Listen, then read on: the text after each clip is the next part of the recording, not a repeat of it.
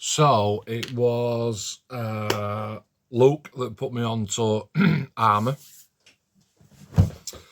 and sent me a tank, Tamiya 1 in 35 Chieftain, that I've managed to somehow get together.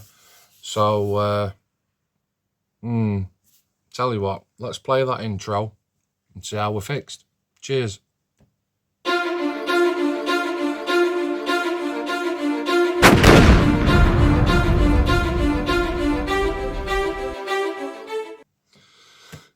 Some questions then. Yeah, okay. So I've not built armour. Well, I have built armour before. I've done the Meng D9R. I've had a go at a 1 in 16 tank. That didn't work out. I did an Abrams when I came out of hospital. That certainly didn't work out. So I'm classing this one as my absolute first build. Okay, so question number 1.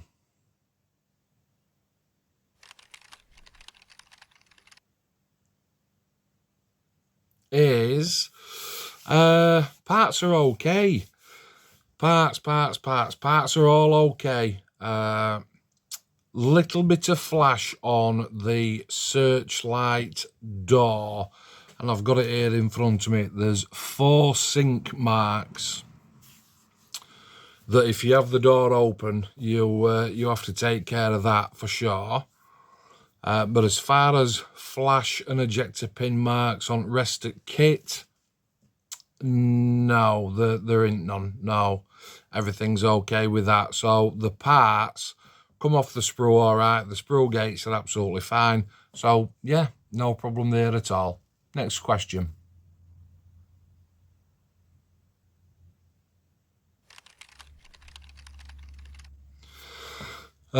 Kit like on assembly.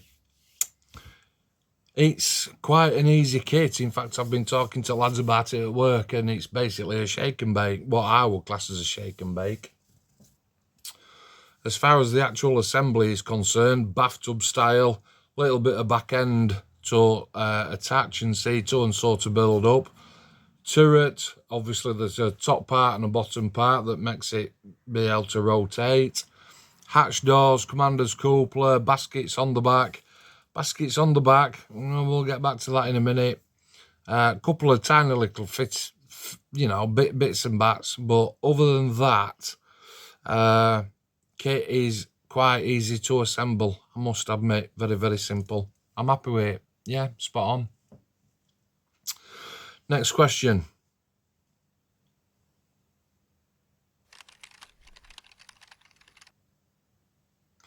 Couple of little fiddly bits. Some of the grab rails, obviously cutting them off sprue, you've got to make sure that you're all right with those. The 2 baskets that go on the side, 1, 2, 3 parts, you've got to be careful with them. And again, obviously a seasoned builder will be able to do them together, no problem at all. Wheels were all okay. Yeah, just a couple of grab handles that you've got to watch out for. But as far as,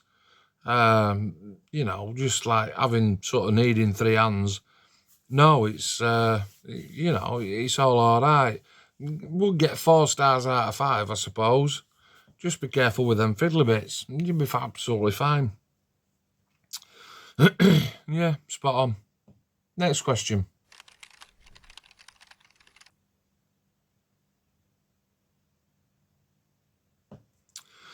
Yes, the 3 figures do come with the kit.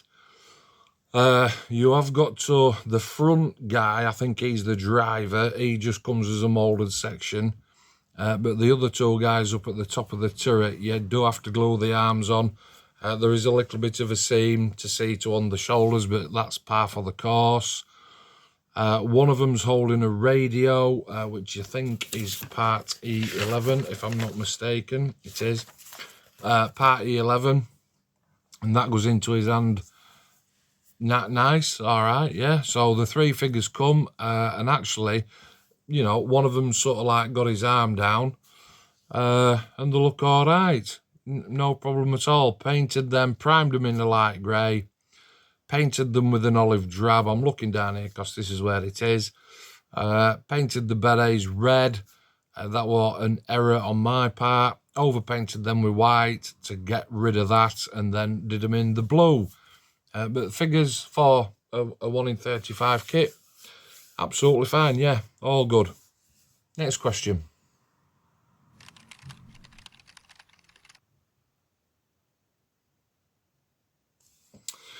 There is a seam down the barrel. It is 2 halves, but there is like a bit of a webbing type of thing that goes round this barrel.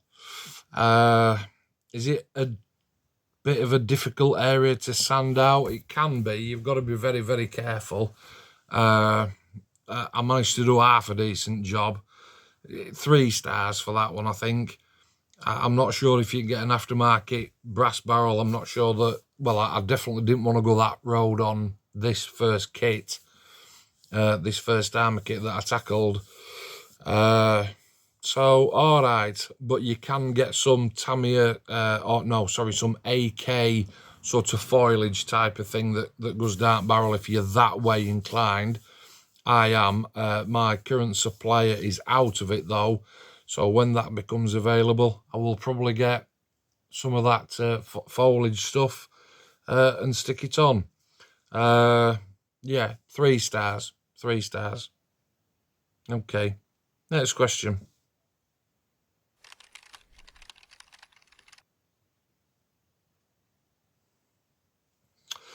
Wheels are absolutely sound. Idler, sprocket, road wheels come in 2 bits. There is a little bit of a grommet to put on the inside of the suspension. Mudded them all up. All right for detail. Absolutely sound on the wheels. Idler and sprocket, like I've said. Yep, no drama there at all. Tracks. You do get rubber tracks in the kit. They are the hot melt together kind of tracks. I did that hot melt thing. I heard loads and loads of other stories about that, and it don't work, and you need super glue, and it shows you in the kit diagram that you can actually use a little bit of stitching and all kinds of things. But let's start with absolute basics. As a basic shake and bake. It does say heats a hot pin, heat a pin up, and then press it down, and that should be sufficient. And that was sufficient. Absolutely spot on. I did go with an aftermarket track as well. A tack-on one. Thinking that would be part and pin. Me thinking I'm Billy Big Pants. But they were absolutely rubbish. So that was, a couple of quid wasted, in my opinion. Rubber tracks, absolutely fine. Detail is fine. Wheels, absolutely spot on. 4 stars. Sound as a pound. Next question.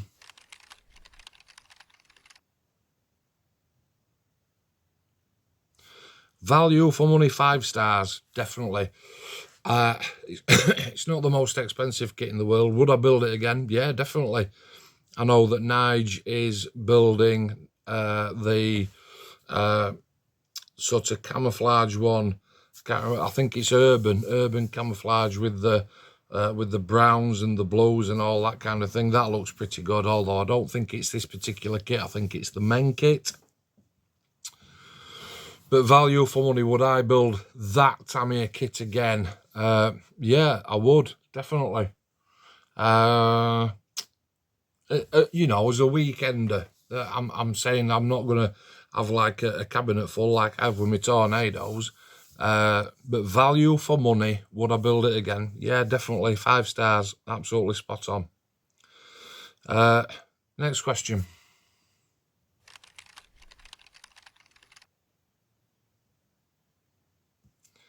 Primed it in a grey, and I think I used my Hind Mix, which is that one, which is it's an ocean grey with some white added to it just to line it up a little bit. And here's the difference between building aircraft and building armour. With the aircraft, you're constantly building sub-assemblies so that you can paint them and weather them, attach them a bit later on, the general gist that I got with building a tank was, let's get it built, and then let's get it primed and painted. So primed it in the hind mix and then painted it. It should have been in an XF5, which was absolutely atrocious, and an XF61, both Tamiya paints, as you know. But I didn't. I swapped that out for an MRP olive drab. I'm looking over there because that's where it is, which is a 138, and an 8-0 green, which is a 381, as the base colours. Because obviously with tanks and armour building in general, it's all about the weathering. Okay, so the 2 MRPs went on top of the MRP hind mix that I used to give it a bit of primer. Freehand on the demarcation, because I knew that once I started putting the weathering products on it, I'd be able to blend those colours in, which I did. Didn't spend a lot of time on underneath, but as far as painting is concerned, that's what I used. Absolute doddle, yeah. Piece of piss. Next question.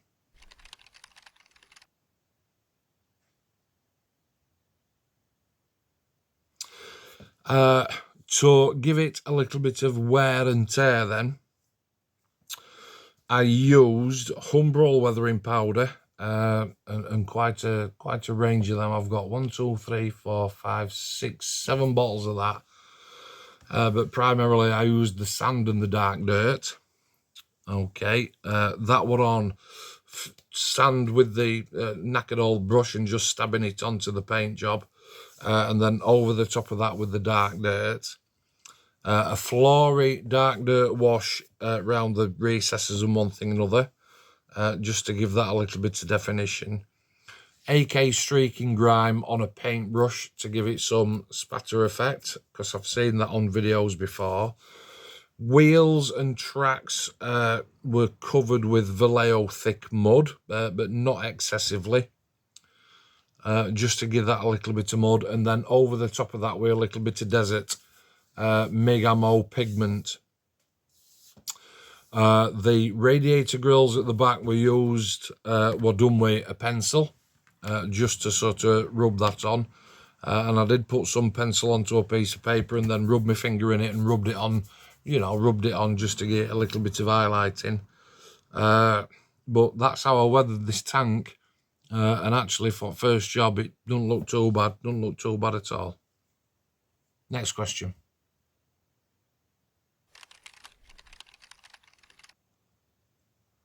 Lessons learned. It's all been a learning curve, hasn't it? Absolutely all of it. Because like I said, I ordinarily build aircraft. So this is sort of dipping my toe, if you will, into armour. And I had so many people saying to me, "Oh, are you converted? Have you enjoyed it? What's it like? Is it what your expectations and this, that, and the other?" I think the thing is, obviously, I didn't have any expectations. Luke had sent me the kit and said, "Come on, let's get you going," sort of thing. And I finished it now, but I haven't at the same time, because what I find is it's here on my bench and my bench is clear. But I work permanent afters, so I'm up at crack of dawn through summer because I just can't sleep. So Mrs. goes to work, kids are on holiday, so they don't have to get up. So I'm sort of like sat here at 7 o'clock in the morning looking at it, and I end up getting a bit more powder out and a little bit more stabbing, a little bit of Vallejo gunmetal, and just like highlighting little bits, which is funny, etc, etc. So lessons learned. The whole weathering system, it's obviously completely new. If you are a seasoned armour builder, if you build armour, if you know what I'm talking about. It's so on aircraft, it's more like less is more. Whereas what I found on this particular build, from my point of view, is more is more. Does that make sense? Sounds a bit daft, really, doesn't it? But it's knowing when to stop. And I'm sat here now and I'm looking at my powders and I'm looking at my pigments and I'm thinking, I could just do with a little bit of a touch up here, and I could just do with this, and I could. So it's because it's my first real armour build, it's knowing when to stop. Does that make sense? It's absolutely knowing when to stop. And I suppose I will know when to stop when the time comes. But every single day that I come in, I just look at it and I think, oh, there's a little hinge there. I could do a little bit of a touch up on that, etc., etc. So it's really, really funny at the minute. Learning curve. It's all been a learning curve. Okay. But I have thoroughly enjoyed it, actually. The more and more I think about it, the more I have enjoyed it. Okay. Next question.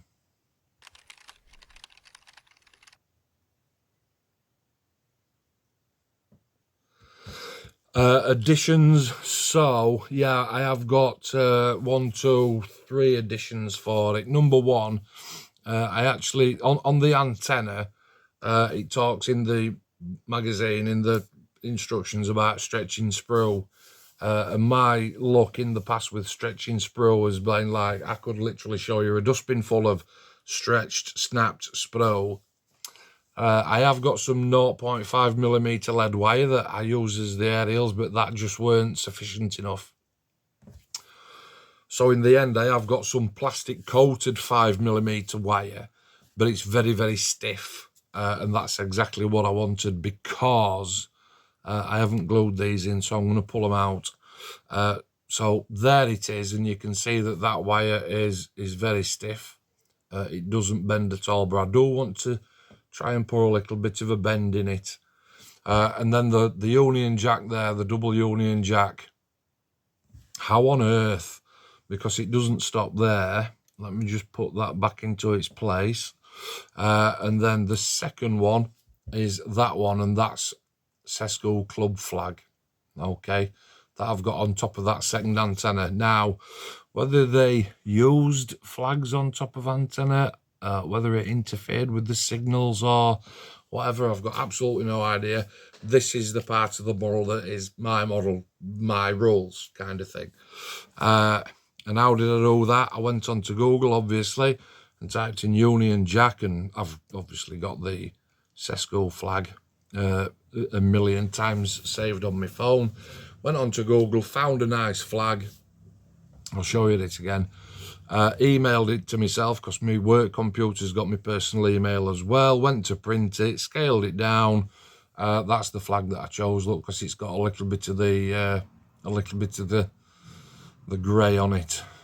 Okay, scaled it down, printed it off in colour. I think I printed about 20 of them off in total. They're all up there. PVA glue onto antenna, and then obviously waited while that dried, and I've stuck them in. The antenna themselves, they were a brass colour, so like I say, I've sat here this morning and I've painted them with some Vallejo gunmetal, but they do need another coat. And then the other addition that I've got, been in touch with SGS Models in Leeds, and I've dropped on the 1 in 35 vehicle accessory set, which is duffel bags, sleeping bags, oil cans, drums, petrol tanks, jerry cans, tarps, satchels, water bottles, absolutely everything. And I will be having a look at that and doing a video on that as well. There's all sorts of stuff in there, and I was actually going to save this video until I've built all that stuff, thrown it onto the tank, and then do a video. But the reason that I've done this now is because it's actually done, and I'm not sort of like including those accessories as part of the kit. Okay, so let me look at the stars. I've given each one of those questions a star marking, 4, 4, 4, 5, 3, 4, 5. So I think the average is about a 4 out of 5. It's an old kit. I'm sure it's an old kit. My appreciation to Luke for getting it for me is, I just can't describe it, because I would have never have thought. Every time I look on eBay, Amazon, Gumtree, all selling sites, it's just in my instinct to type in 1 in 32 kits, 1 in 24 kits, and then 1 in 48 kits. And you just end up seeing the same thing over and over and over again. So for Luke to get me this and say, come on, we know that you can do aircraft, Mark. Let's get you into armour side. And I suppose in some respects at first is literally hitting a brick wall because I'm an aircraft builder. But I have finished this tank,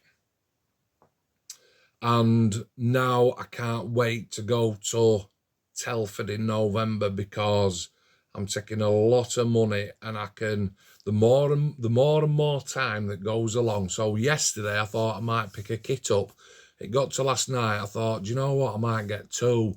Got to this morning, actually, if I get like that Meng missile launcher and an anti-aircraft gun on tracks, the one with the two guns, if I do fancy a little bit, what about a tank transporter? I could do with one of them. And I'm sat here now. It's Tuesday, 1st of August, 2023. I'm sat here now, and I was talking to Dave House at tea time, and Luke getting me the kit. It's sort of like ignited a little fire, but fires, unless they're contained, they start to spread. And with modelling, with me, I've said it a million times, I've really got to want to build the subject to put my heart and soul into it. And this little fire that is lit in between head and heart, first of all in my head, but I can feel this fire manifesting through my brain, and it's slowly making its way down into here, which is a little bit scary for me, if you will. Because I would have never have said, oh, yeah, you know, Mark, I'm a builder. In some respects, that's frustrating because people mention my name, and instinctively these days they go, oh, yeah, Tornado. Oh, yeah, Tornado. And I get that because I do love that subject. I can't help it. I love it. Got a moth. But it's almost now like where I'm thinking, I don't want people to say, oh, Mark, Tornado build. I want people to say, oh, Mark, yeah, great modeler. Or half decent modeler. Do you know what I mean? I'm not singing my own, blowing my own trumpet. But it would be nice for people to say that, okay. Instead of, Mark, yeah, just builds tornadoes. Because I don't just build tornadoes. I've done the Airfix 1 in 24 Spitfire. Absolutely cracking kit. The Hind that I recently finished off, that was just unbelievable. The CH-53 helicopter, that was absolutely gorgeous. I've got some Revel Phantoms, 1 in 32 Phantoms F4s. They are brilliant. Stoker, 1 in 24. Junkers Joe, beautiful aircraft. A10s, I'll build an A10 all day long. They're absolutely sound, I love them. And even down to some World War II stuff, you know, Dakota, built that. The trainer jet in black for RAF Valley, that was a Revel kit, 1 in 32, spot on, absolutely bang on. But it's all aircraft, isn't it? It's aircraft, and I want to start, and I'm starting to get a little bit excited now that I'm going to Telford, and instead of going, oh, here's the new Airfix Sea King, I'm almost kind of thinking, yeah, well, two a penny then, mate. I can pick one of them up on Sunday at 4 o'clock, no drama, because they'll have bloody thousands. And if push comes to shove, you know, and I've got a couple of quid left in my pocket, then I'm sure I'll pick one up. But I'm more geared around walking into Telford that Saturday morning and heading straight for the Armour, which I never, ever thought that I'd say. Okay. If you're getting into Armour and you fancy it, Tamiya 1 in 35, Chieftain Mark 5, old kit, but yeah, definitely, absolutely spot on. Instructions are spot on. They don't try and trip you up. Very, very simply laid out. Colour call outs in them as well as you're building it up, so no problem there. wheels, suspension, back end,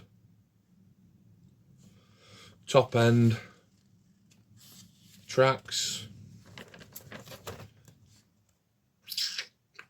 couple of attachments on bottom, barrel, turret, searchlight, commander's coupler, figures, small attachments, side skirts, job done. What do you want? Any comments? I keep kicking something under my table. If you've got any comments, I fancy looking at some of the Meng stuff, the Tyrannosaurus stuff, but also the Stegosaurus stuff. I know that Takom do some really nice kits, Ryfield models I've heard from Sean. I don't want to focus just on tanks. Armour is a massive, massive field to enjoy. I've really enjoyed this one, and I want to start and really explore what's to offer. It doesn't have to have wings anymore, okay, which has opened up a brand new quadrant, if you will, of stuff that I can build, okay, because I suppose at the end of the day, if I'd have turned this out and it had been absolutely, utterly pants, I might have said, no, I can't do it. But do you know what? I'm looking at it and I'm thinking, no, I can't just not do it. I've absolutely nailed it, which is pleasing for me. So if you've got any comments on what I ought to look for, 1 in 35, armour stuff, I'm sound with detail. My hands are as steady as a rock, so I've got no issues at all.